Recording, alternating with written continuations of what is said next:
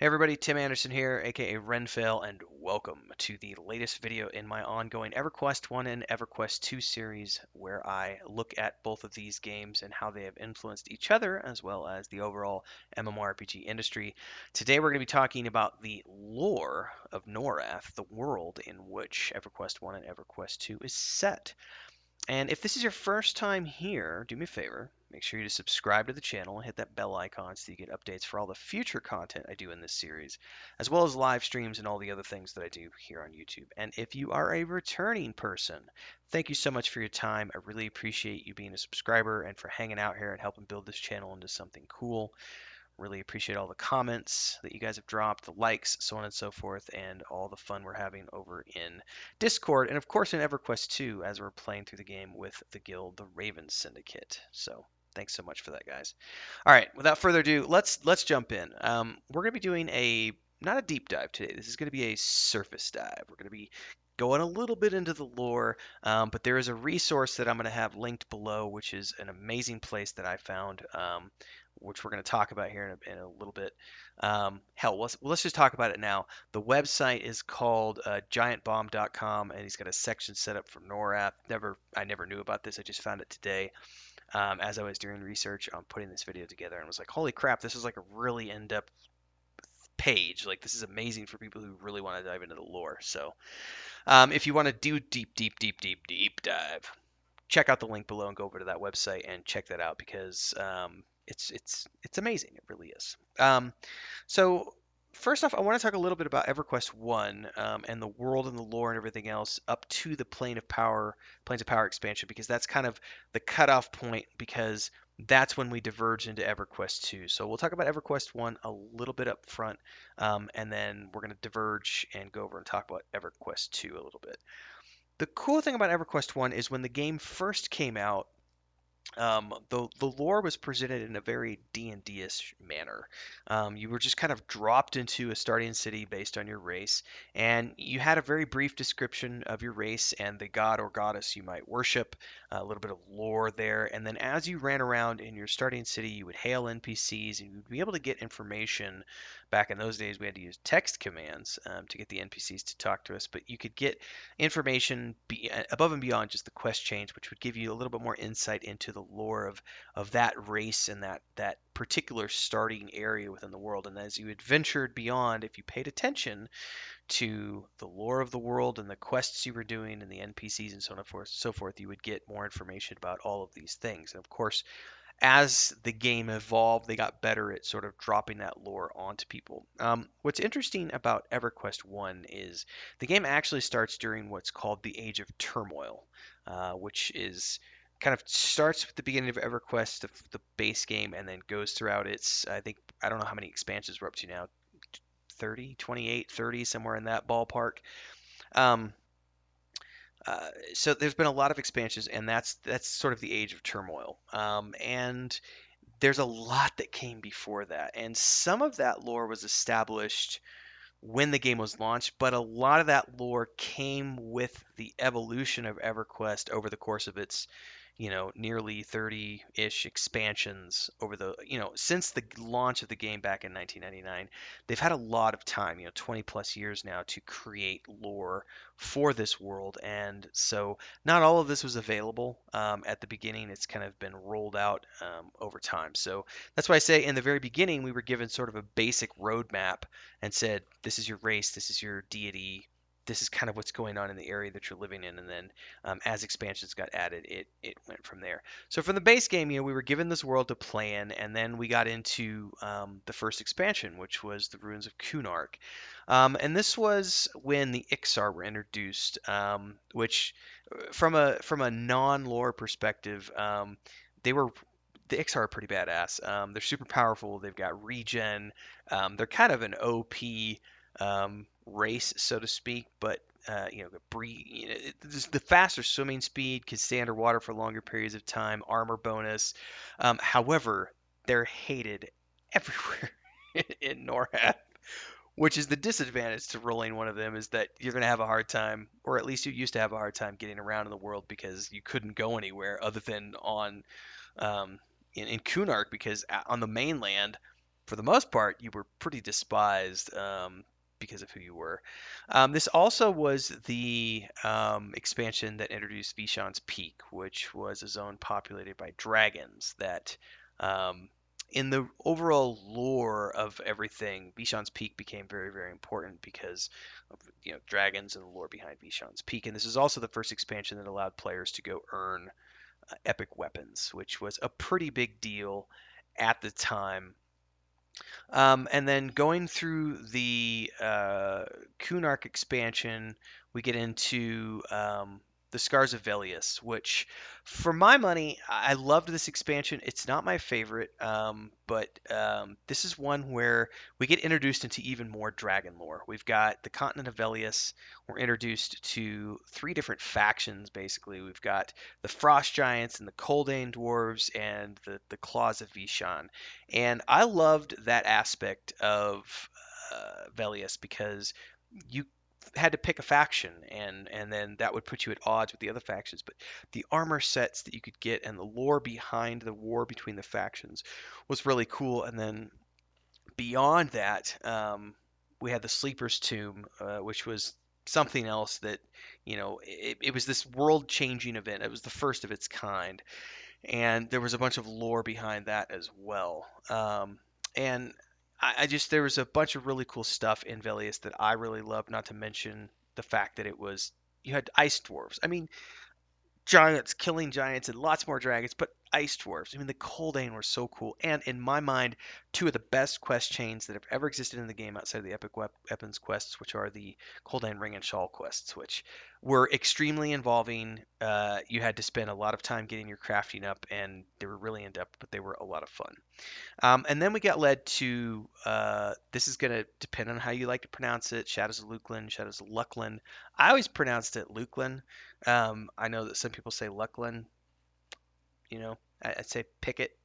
If you have a comment, please let me know in the comments below how you pronounce it, if I'm butchering it or not, in your opinion. Um, this is I kind of feel like, for me, I liked the EverQuest expansions in the progression they came. Like base game was great, Runes of Kurnock even better, Velious even better, Luclin, yeah, really cool, and then getting into Planes of Power. But the Shadows of Luclin was, for me, I really liked it because of I did like getting keyed for Sraw. That was a really unique experience. But the lore of this is really cool because it introduced the Shissars, who were these serpent-like beings who once roamed continent and who had enslaved the Ixar generations before. And if you dig into the lore of this, there was an Ixar hero called Ryle who started this revolution, and he called down this mystical force that was known as the Green Mist, which killed all the Shishar who didn't manage to escape, and then they were helped by the Combine Empire to escape to the moon, which is Luclin, and then created this underwater sanctuary in the Buried Sea. But what was really cool about this is the Gray, one of the coolest zones of the game, which was a zone where no atmosphere existed, and that's where they built their temple, the Srashsa Temple, or we just called it Sra because it was way too hard to pronounce that. And of course, the Emperor himself, who supposedly, according to game lore, was strong enough to kill gods. This was one of those quest lines where, I mean, as cool as the epic weapons were in Kunark, and as cool as it was getting your armor in Velious, getting keyed for Sraw was one of the most difficult things I've ever done in an MMORPG to date. It was incredibly difficult. Um, of course, this introduced the Karen as well, as I recall, in that expansion. I think that's the one I'm double checking here. Yeah, the Vashir. Why did I say Karen? Where am I getting Karen from? It's another world part, but the Vashir. Um, Anyway, you got the cat people, and that led to the Plane of Power expansion, which is when suddenly we've discovered how to access the planes themselves, not just the small planes, like the Plane of Hate, Plane of Mischief. Oh no, we got access to all of the planes, and so now we're getting up there and we're doing. I don't even remember all the planes. You have the Plane of Justice. You had. It's just I don't even remember all the ones now. Basically, this introduced this sort of series of quests that culminated in basically needing to get to the plane of time, which could only be obtained. The only way to access the plane of time was to vanquish the elemental deities or avatars of Fen and Ro, the Wrath Council, Kornov, and Zejani. And you had to complete 28 flag events, including the death of planar deities and deific creatures. And it had up to 72 players doing raids in this. So it was like the culmination um, of all of this.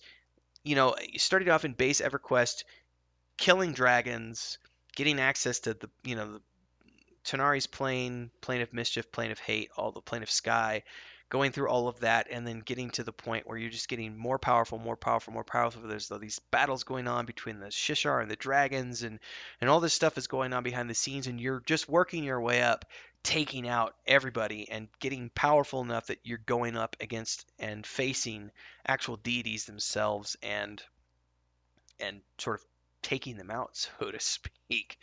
Which for me, Planes of Power to this day is my all-time favorite expansion of any MMORPG I've ever played. I loved the events. I was in a very good guild who progressed through all the content. It was very difficult. Not as difficult I felt as Luclin, but also in a way it was more difficult because you had to have 72 players and the 28 flag events, and that was a huge time commitment. It was not a small thing. That was a couple of year venture for us, but a lot of fun and a lot of time and effort went into that. And then we get to this is where the divergence happens. So I'm going to skip over here to this other plot. So EverQuest II is not a continuation of EverQuest One. EverQuest II is a divergence. It is a alternate reality, if you will, that exists on the same timeline, which is how those two games can exist simultaneously. Now, the difference between EverQuest One and EverQuest Two is that, and this is why we're stopping kind of with the Planes of Power, getting up to the Planes of Power discussion, because and I'm going to do an overview here that I'm reading very briefly, which is going to be the high level, and then we'll get into some of the events of the expansions themselves. But basically, EverQuest 2 is set about 500 years after the events in the Planes of Power storyline, and it is set in this alternate universe. And basically, there was this, you know, basically during the events of Plane of Power, many of the gods were killed, and in an effort to undo this, Josero cast a spell to reverse time to stop their deaths and thus prevent the freeing of Zeberzuruk. And in the unfortunate reality of this is that when this happened, it split everything basically. And in one universe, he succeeded, and the events of Plane and the Planes of Power never happened. And in the EverQuest 2 universe, that spell failed, which means all of those gods that died during the Planes of Power, that's kind of that happened. And so as a result of this, the gods that were left withdrew from the world, and said, "Y'all have fucked us up. We're we're gonna take a step back. We need to heal. We need to just recuperate. Like you guys, you humans have become too strong."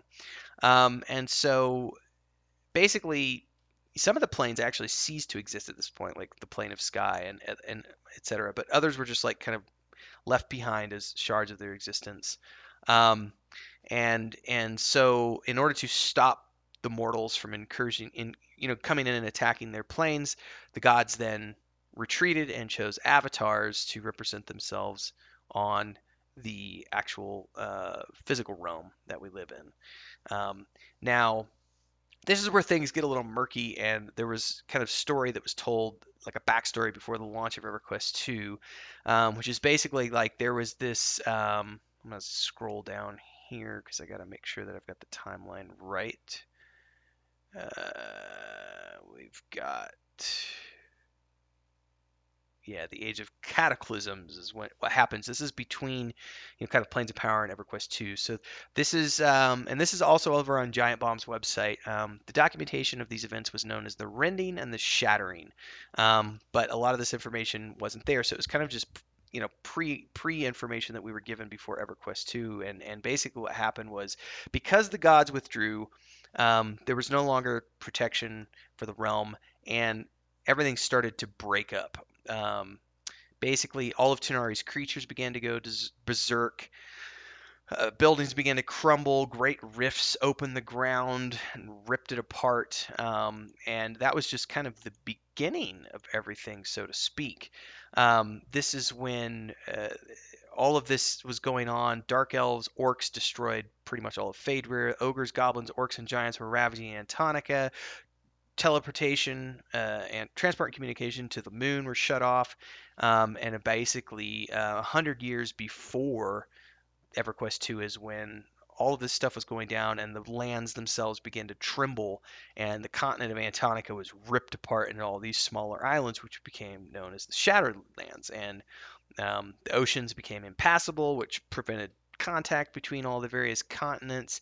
Then, 15 years prior to the launch of EverQuest 2, the moon exploded, and parts of it still in the sky, but all of those pieces rained down across the land and further um, destroyed the, the the the actual landscape of Norrath itself.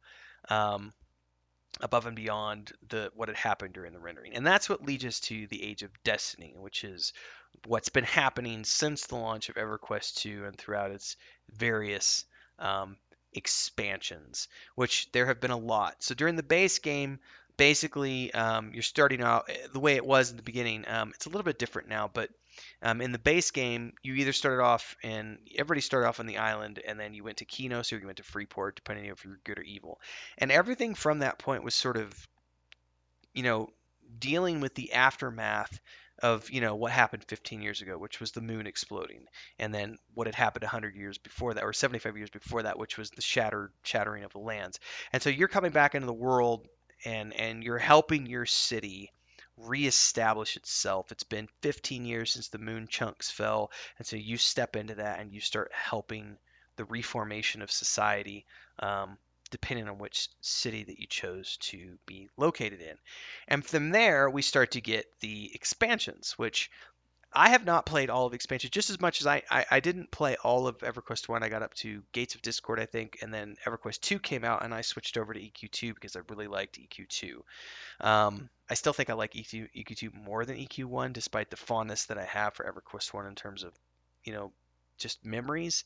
But I like the story in EverQuest 2 more, especially because once we got into, I feel like in EverQuest 2, it was more streamlined in terms of story. EverQuest 1, you would get an expansion, and yes, there was an overall story, but it was almost only ever told through raid content, as opposed to EverQuest 2, where the story was the entire expansion and all of the content around that. And it was presented in a very linear, theme park manner. But I like the theme park of EverQuest 2. I don't like the theme park of World of Warcraft per se, but I do like it in EQ2 because it has everything's revolving around the story of that expansion. And so it's very easy to be a part of that storyline, even if you're not necessarily raiding. So once you kind of reestablished everything in that first game, we get to the Desert of Flames expansion, which was when we're introduced to this this threat of this ancient god king, and the sands, the desert sands and everything else. I don't remember the name of the city there off the top of my head, but we rediscovered this continent, and it's this very Arabian Nights, Aladdin type storyline. Very cool. Genies and all sorts of fun stuff. Poet's Palace. I mean, there's some great instances in that zone. And the Peacock line of quests were, to take out the God King. I mean, that is a pretty amazing storyline in and of itself. And then we get to the Kingdom of Sky expansion, which was basically the remnants of the Plane of Sky, and it's this overrealm area. And this is sort of going through and dealing with this race of the Aviacs and um, dealing with everything that's going on up in the Kingdom of Sky. Then we get into the Echoes of Fadeware, which is more or less, in my mind, the Echoes of Fadeware is kind of old school EverQuest One tile expansion where there wasn't a major storyline. It was just like, here's a new continent, here's a new race, here's some new zones, classic stuff. We got Mistmore Castle and Unrest and classic vampire versus werewolf storylines and so on and so forth.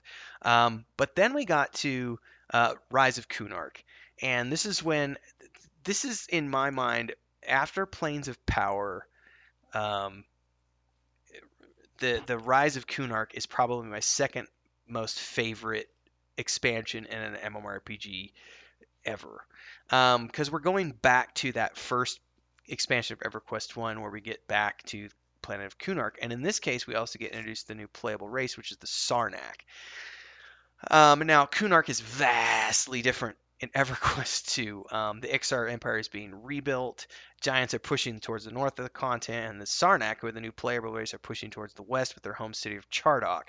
And basically, when you get dumped into Kunark, you're put in the middle of this war between the Ixar Empire and the rest of the inhabitants of Kunark. And this is one of the reasons I think this is the coolest expansion of EverQuest 2, and a lot of people consider this the pinnacle, is because this introduced the mythical weapons quests, which uh, just amazing. They are these massive quest lines that have solo content, group content, and raids. And there's two different versions of the weapons. There's the fabled version, which you can get just by doing solo content and group content. And then there's the mythical versions, which you get by doing the raids themselves. And doing the raids allows you to conquer dragons and everything else. And of course, culminating in, elimination of or not the elimination, but you're combating the Sarnak threat or the Ixar threat. So it's it's such a good expansion. And then from there, you start to get into the Shadow Odyssey, which was the last expansion that I played, which was, in my mind, another one of those not so much of a story based, although there was a story behind it. It was mostly here's a bunch of classic dungeons like Guck, Upper and Lower Guck, and all this other stuff. And then the Shadow Odyssey was literally this adventure expedition that was sent off, and you uncovering these old dungeons from before, and you're exploring them and helping out the the expedition and uncovering. I think there was a backstory, if I remember correctly, about the Shadow Odyssey, which they were a previous group of adventurers, and you're like uncovering their history and what happened to them. It's been a while since I've played through, but that was the last big expansion that I played for EverQuest 2. So I'm not really familiar with what has happened in the storyline since the Shadow Odyssey. So if you have played EverQuest 1 or EverQuest 2, like EverQuest 1 Beyond Planes of Power, and you want to talk about the story, drop the links below because I'd love to know a little bit more about that because I've never experienced it beyond really Gates of Discord. And if you've played Beyond the Shadow Odyssey in EverQuest 2, please let me know in the comments below because that'd be great to hear about that and see where the storyline went. So hopefully that's a quick and easy primer between EverQuest 1 and EverQuest 2 and kind of a dive into the lore of Norrath. And if you want to know more, you want to hang out with us and so on and so forth, you can come over to our Discord. Links are down below. And join us in Discord. There's an EverQuest 2 section set up because we are playing actively right now with the Raven Syndicate. If you want to come join our guild, that'd be great. Otherwise, let me know what you think about this in the video. Drop a comment below. Of course, you liked the video, don't hesitate to give it a like. And of course, if you liked what you heard today and you haven't already done so, make sure to subscribe to the channel, hit the bell icon, join us for future episodes and live streams. Hope everybody's staying safe. I will see everybody next time. Thanks so much for tuning in. Cheers, everybody.